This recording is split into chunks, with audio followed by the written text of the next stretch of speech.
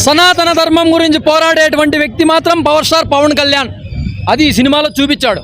మన దేవాలయాలను మనం ఎట్లా కాపాడుకోవాలనే ఇన్సెంట్ ఉంది, అది సూపర్ ఉంది. మన దేవాలయాలను ఎట్లా కాపాడుకోవాలి, ముందు తరానికి మన దేవాలయాలు మనం ఎలా అప్పచెప్పాలి అనేటువంటి మెసేజ్ అయితే సూపర్గా ఉంది.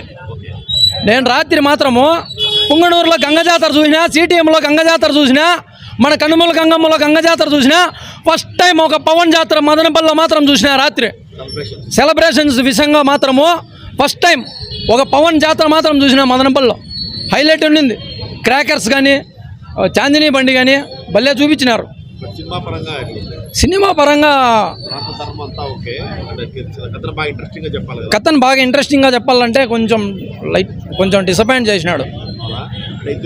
మ్యూజిక్ అయితే హైలైట్ ఉంది. మన దేవాలయాల గురించి అయితే బాగా పెట్టినాడు. ఇద్దరు డైరెక్టర్లు కొంచెం మారడం వల్ల కొంచెం